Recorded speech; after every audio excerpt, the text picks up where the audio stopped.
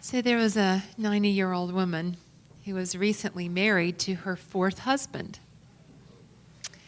And a reporter found out about this and wanted to interview her, as he felt that it was highly unusual for a woman of her age to marry. So the reporter began the interview by asking what the occupation was of her new husband. And the woman replied that he owned a funeral home. And so now, being curious about the other husbands, the reporter asked about their occupations. And the woman paused for a moment to recall them and said, well, her first husband was a banker. And the second one, who she said she was really crazy about, was a circus master. And the third husband was a minister. And puzzled by her answers, he replied, well, none of these people have anything in common. Why did you marry these men? And she said, well, I married number 1 for the money, 2 for the show, 3 to get ready, and 4 to go.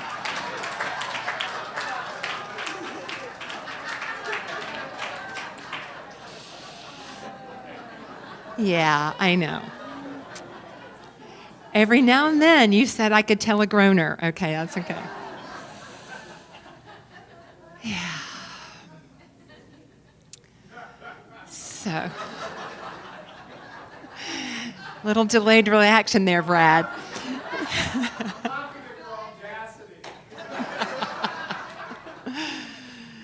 So I think that you can see the theme for today. You know, here we are, and today is a date that I think we all know. I think we all know that this is the 15th anniversary of the day when the Twin Towers were attacked by terrorists.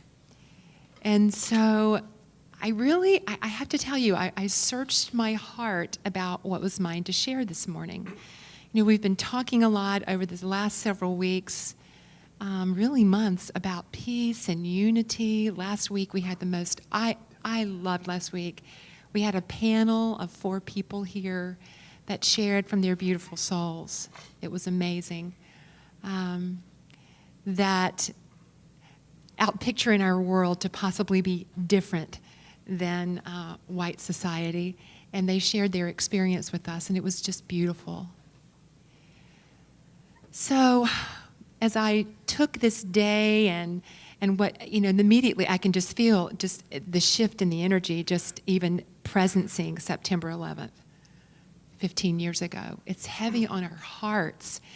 And so, you know, and I can remember that day. I lived just a couple of miles from the Pentagon, and I actually felt and heard the impact of the airplane going into the Pentagon. And I'm sure many of you, you know, were touched by, maybe you even lost a loved one. We were, you know, in this area, we were touched by that. Maybe you knew someone in the towers. So, in that remembering, I just recently went to New York City in June, and I went to see a Broadway show. Went to see Lorna's Son and Shuffle Along, which, by the way, was amazing. And I wanted to make sure that I went to the 9/11 Museum. It just felt very much something that I wanted to do. And so I went with my friend, and it was just amazing. And what really resonated for me from being there was the importance and preciousness of life. Located within the original footprint of the South Tower, the memorial exhibition features portrait photographs of the 2,983 victims of the terrorist attacks on September 11th, 2001, and also February 26, 1993, you know, when the World Trade Center was bombed. And as you come into this memorial exhibition, you can learn more about each person. There's actually a framed picture, 8x10 picture of every person on the wall. And you can look up their profiles, and within this beautiful gallery, there's an inner chamber where you see a video of every single person highlighted, and people talking about this person, who they were, it's about really putting a face, putting love and a heart to every single person whose lives were taken as a result of this terrorist attack. And so what you see in this memorial are the people that were lost in New York City that day. And also what I'd like for us to remember, too, that were not included are the lives, the innocent lives that were lost from our country's retaliation in Afghanistan. So many lives were lost. And so again, what's on my heart to share with you today is the message about the sacredness of life. Life is sacred. Your life is sacred. My life is sacred.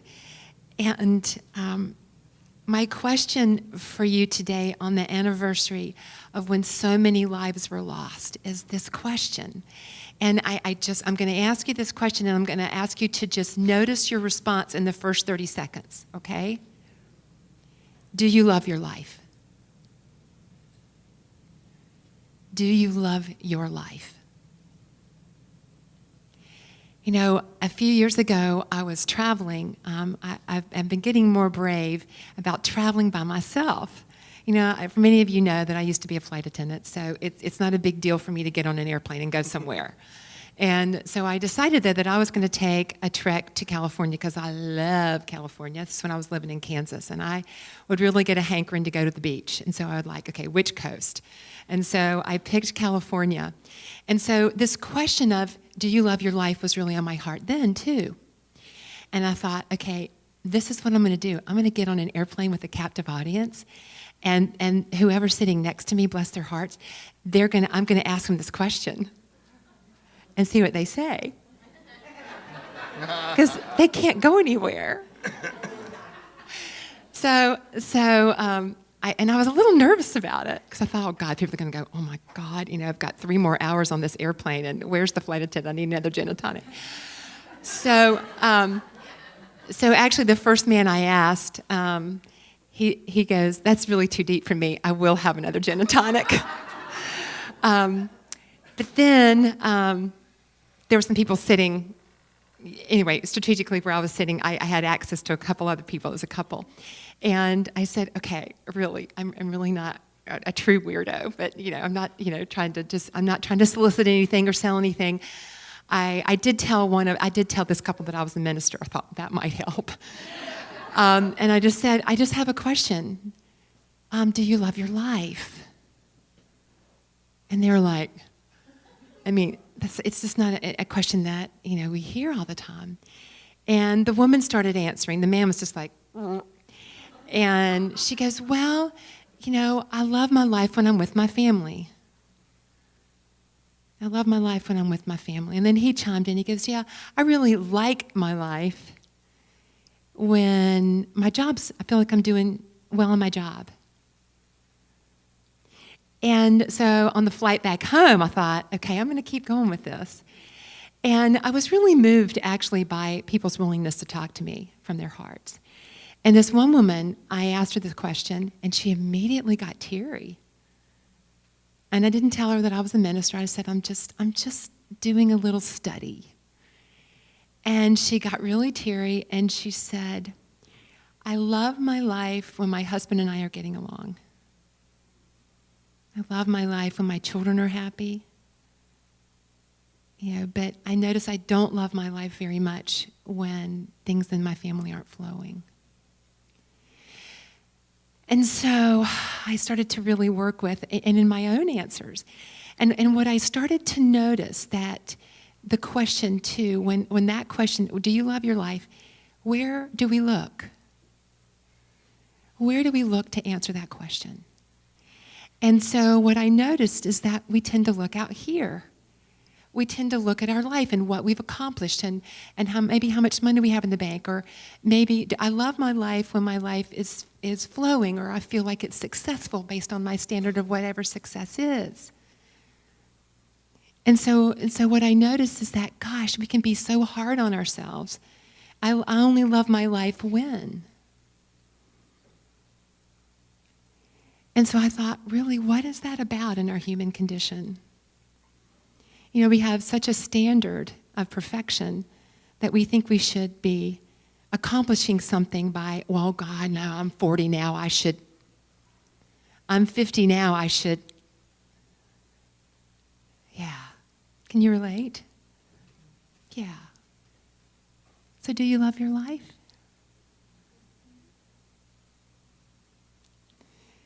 So I just wanted to talk about if you can't answer that question totally or absolutely right off the bat, it's really okay. I just invite you to just notice where you're looking. Because again, I think we go to comparison.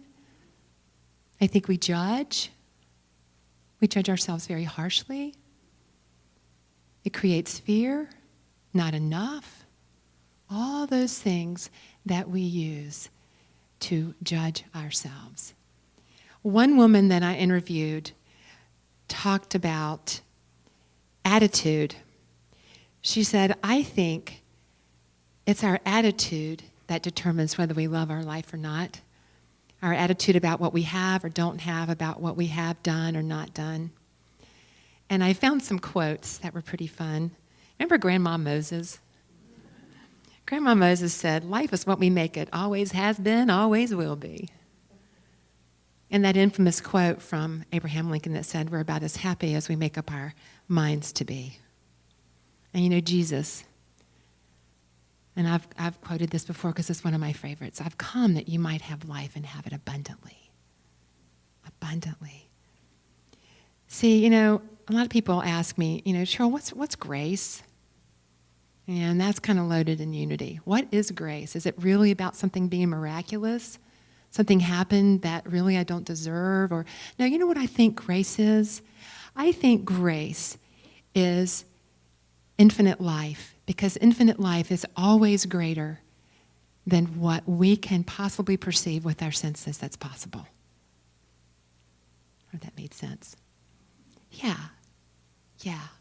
Grace is that this life is always, infinite life is always bigger than what our judgments are, what our circumstances are. There is infinite life and we are it. So, what can support us in love in our life? Because I think what I have here is, you know, so many of us are so tired. We work so hard. And I wonder, how do you feel when you lie down in your bed at night? Are you, as I say in the South, are you ridden hard and hung out wet? Do you just feel exhausted and bogged down and heavy? How's your heart? Because I think our heaviness comes from carrying excess baggage that tells us we're not doing things quite right. We should be like so-and-so, or we got to do more. So I'm wondering what can help us to lighten up. And Reba McEntire had a great quote. She said, to succeed in life, you need 3 things: a wishbone, a backbone, and a funny bone. So I think one of the things that can support us in loving our life is to lighten up a little bit. Lighten up on ourselves, on being so self-critical and judging our life wherever we think it's supposed to be that maybe we don't think it is yet. And to also, you know, and I know I probably beat this one to death, but I just think what supports us in loving our life is giving. Is really just being in service in life. And it doesn't have to be that you have to, you know, if you want to sign up for a team here at Unity of Gaithersburg, it'll be great. And it can be as small as you setting a conscious intention in your life that if you see a door, you don't let a door fall on anyone, whether you're a woman holding it for a man or a man holding it for another man, that you just are there, you're present with people as you walk into a building just to make sure. I have consciously taken that one on, and it's amazing to me that how appreciative people are just when you hold the door open for them. It's like, thank you. Or when you consciously set the intention of just smiling at people walking down the road. They're going to wonder what you're up to, but just smile. Just smile and extend heart to heart because people feel it. I went to Rehoboth Beach just for the night because my goddaughter was there, and I had promised the family I was going to go, and I didn't want to. I couldn't spend the whole weekend. I didn't feel like, but I went, and there was a group of women that were standing there, and I could tell they needed somebody to take a picture of them. And so I said, "Hi, would you like for me to take a picture?" And they're like, I could tell they hesitated, like, "Can we trust this person?" But I think it was heart to heart. I just extending. I think we can read each other.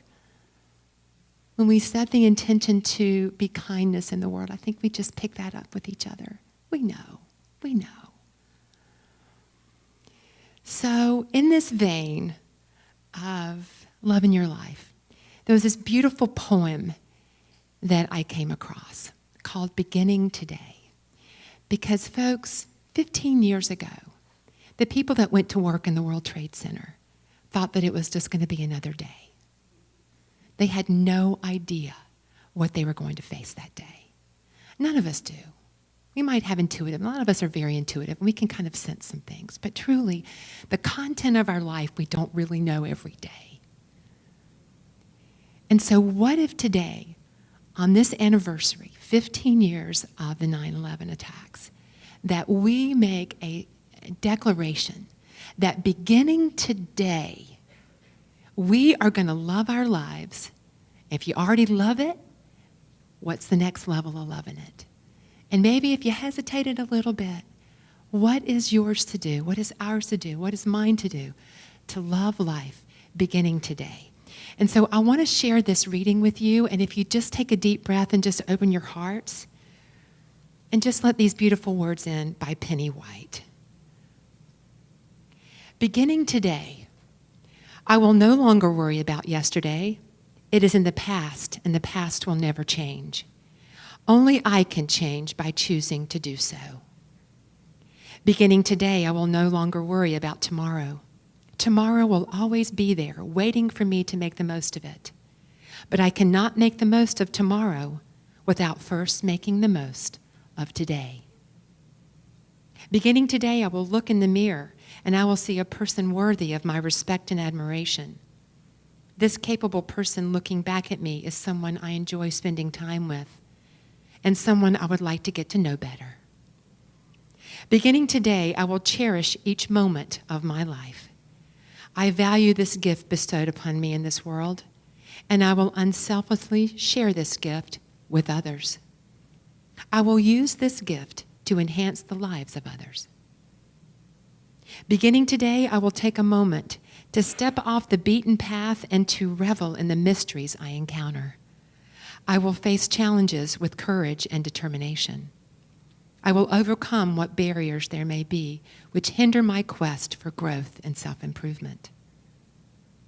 Beginning today, I will take life one day at a time, one step at a time. Discouragement will not be allowed to taint my positive self-image, my desire to succeed, or my capacity to love. Beginning today, I walk with renewed faith in human kindness. Regardless of what has gone before, I believe there is hope for a brighter and better future. Beginning today, I will open my mind and my heart.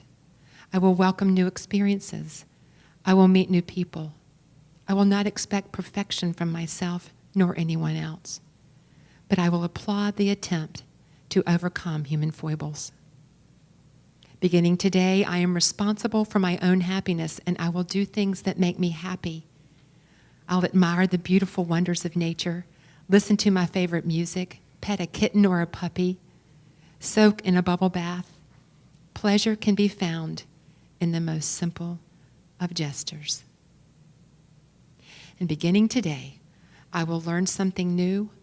I will try something different. I will savor all the various flavors life has to offer.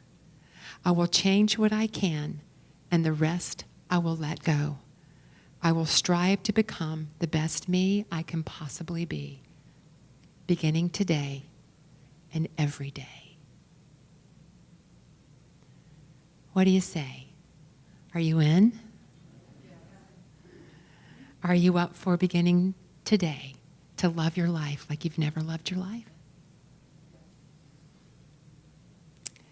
What a beautiful way to honor the people that passed on 9/11 is to love our life and to live our life fully, being all that we are here to be, making a difference that only we can make. So let's lighten up. Let's reach out beyond ourselves and be the change we want to see, express some kindness, compassion beyond ourselves, be a stand for unity. Let's begin today. So let's affirm. Beginning today, I open my heart and mind to a deeper appreciation of life. I let go of fear and welcome new ideas and experiences that support my growth. I choose to live as a beacon of kindness, compassion, and love in the world. I love my life. So breathe that in. Yeah. And so it is. And so it is. All right.